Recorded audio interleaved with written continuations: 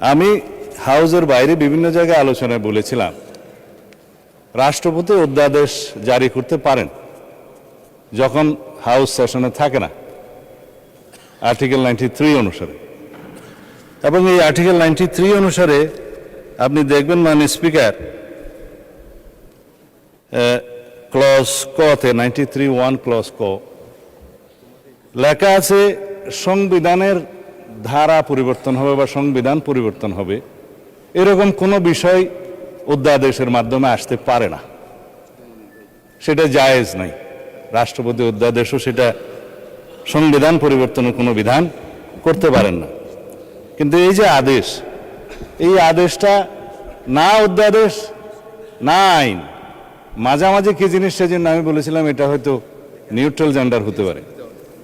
Anyway, এটা আমি অসংসদীয় বা আনপার্লামেন্টারি কোনো শব্দ এখানে ইউজ করতে চাই না, এটা বাইরের বক্তৃতা হলে বলা যেত।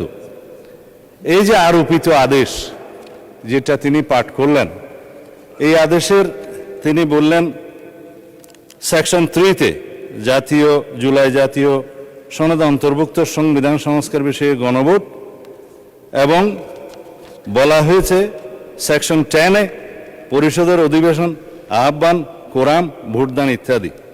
অর্থাৎ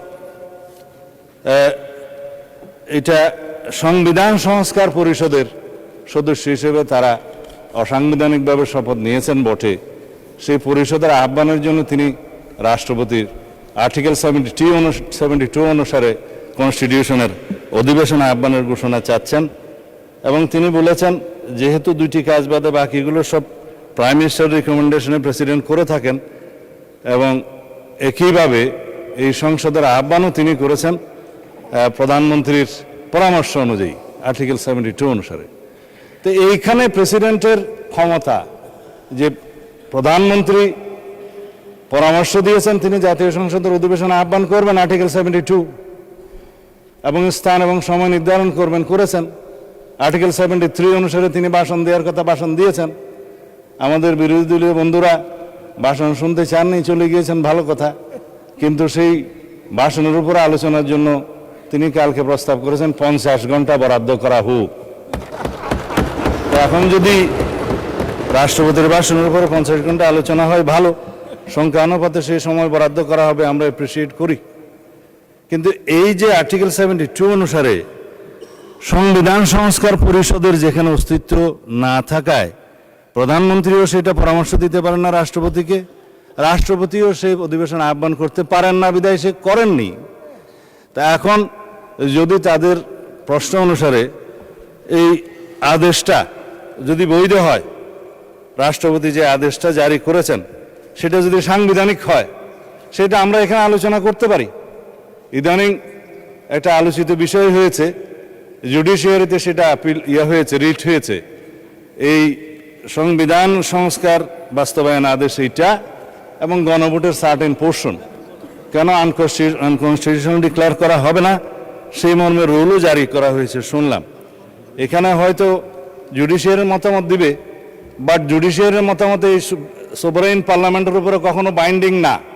কিন্তু এই সোভারেইন পার্লামেন্ট কখনো আবার এমন কোনো আইন প্রণয়ন করতে পারে না যেটা জুডিশিয়ারিতে যে চ্যালেঞ্জড হয়ে নাল অ্যান্ড ভয়েড হয়ে যাবে, আল্ট্রা ভায়ার্স টু দি কনস্টিটিউশন হয়ে যাবে। তো সুতরাং আমাদেরকে উভয় দিকে লক্ষ্য রেখে জাতির বৃহত্তর স্বার্থে আইনানুগভাবে এবং সাংবিধানিকভাবে যেতে হবে এই মহান জাতীয় সংসদে আমাদের সমস্ত কার্যক্রম। এখন যদি বলা হয় যে গণভোটের রায় বাস্তবায়নের জন্য সংবিধান সংস্কার পরিষদ গঠন করতে হবে, মানলাম আমরা নির্বাচিত হয়েছি সাংবিধানিক ভোটে।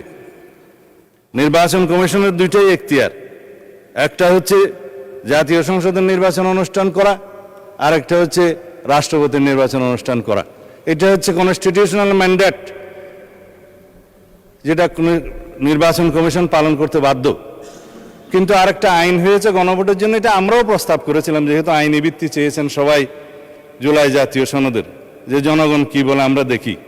সেখানে জুলাই জাতীয় সনদ যেভাবে স্বাক্ষরিত হয়েছে, রাজনৈতিক সমঝোতার দলিল হিসেবে ঐতিহাসিকভাবে যেটা স্বাক্ষরিত হয়েছে, তার উপর ভিত্তি করে জুলাই জাতীয় সনদের পক্ষে এদেশের জনগণ আছে কি নাই সেই প্রশ্নে গণভোট হতে পারে।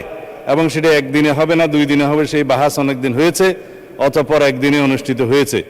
এবং সেই ব্যালটে গণভোটে হ্যাঁ এবং না লেখা ছিল, কিন্তু এই আদেশটা মাঝখানে জারি করে আরেকটা প্রশ্ন ওখানে ইন্ট্রোডিউস করে দেয়া হয়েছে যে এই প্রশ্নে গণভোট দেয়া হলো 4টা প্রশ্ন, যে প্রশ্নের মধ্যে একটা বিশাল প্রশ্ন জুলাই জাতীয় সনদের সমঝোতা হয়নি, এটা একটা জবরদস্তিমূলক আরোপিত আদেশ করে সেই আদেশের একটা প্রশ্ন গণভোটের মধ্যে দেয়া হলো, যেটা আমার পড়তে লাগছে 3.5 ঘন্টা।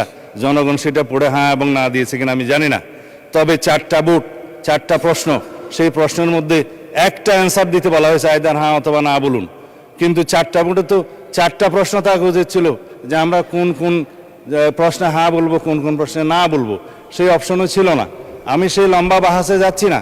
তারপরও গণভোটের রায় যদি বাস্তবায়ন করতে হয়, সেই গণভোট এই আইন অনুসারে, সেই রায় অনুসারে সংবিধানে আগে সংস্কার আসতে হবে, সংবিধানে সংশোধন আসতে হবে। সংবিধানে যদি সেটা আমরা গ্রহণ করি, তারপরে সেই গণভোটের রায় বাস্তবায়নের জন্য তখন সংবিধান যদি এটা কন্টেইন করে, ধারণ করার পরে তখন যদি পরিষদের সদস্য হিসেবে শপথ নিতে হয়, সেটা তখনকার ব্যাপার হবে। সেটা আমরা let us have debate on it. তবে এখন এই সংবিধান সংশোধনের জন্য আমরা এই সেশনে বিল আনতে পারবো কিনা সেটা যথেষ্ট সন্দেহ আছে। এই কারণে যে 133টা অধ্যাদেশ এখানে উত্থাপিত হয়েছে প্রথম দিনে, আজকে হয়তো মাননীয় আইনমন্ত্রী সেগুলা বিশেষ কমিটি দেওয়ার জন্য প্রস্তাব করতে পারেন। তারপরে সেটা স্ক্রুটিনি হবে, রিপোর্ট পেশ হবে, সময় আছে 30 দিন। এটা কোনো কার্য দিবস নয়, পঞ্জিকা দিবস। 30 দিনের মধ্যে এই অধ্যাদেশগুলো সম্পর্কে আমাদেরকে ফয়সালা করতে হবে। এখন সেই অধ্যাদেশগুলো ফয়সালা করতে গিয়ে 15 দিন এখন লম্বা ছুটিতে, 29 তারিখের আগে আপনি আর সেশন করতে পারছেন না আজকের পরে। তখন এগুলো করতে করতে এই সেশন চলে যাবে। তারপরের সেশনে আপনার বাজেট অধিবেশন, বাজেট অধিবেশনের সময় যদি আপনারা অ্যালাউ করেন যে সংবিধান সংশোধনের বিষয়ে এই হাউস সিদ্ধান্ত নেয়, কার্য উপদেষ্টা কমিটিতে যদি সিদ্ধান্ত হয়, তখন বাজেটের এই সেশনের মধ্যেও সংবিধান সংশোধনের জন্য কমিটি করে তারা এই জুলাই জাতীয় সনদকে সেখানে ধারণ করে সংবিধান সংশোধনের জন্য বিল উত্থাপন করতে পারে। সেই বিলটা তারপর আলোচনা হবে, পাশ হবে, সেটা তখন সেই সেশনে করা যাবে কিনা আপনারা সিদ্ধান্ত নেবেন। আমি পজিটিভলি যাচ্ছি, আমি কোনো কিছু অস্বীকার করছি না। জনরায়কে সম্মান দিতে হবে, কিন্তু সেটা সাংবিধানিকভাবে দিতে হবে, আইনগতভাবে দিতে হবে। এখানে ইমোশনের কোনো জায়গা নেই। রাষ্ট্র ইমোশন দিয়ে চলে না, রাষ্ট্র চলে সংবিধান দিয়ে, আইন দিয়ে, কানুন দিয়ে। তা আমরা সেইভাবে যাই।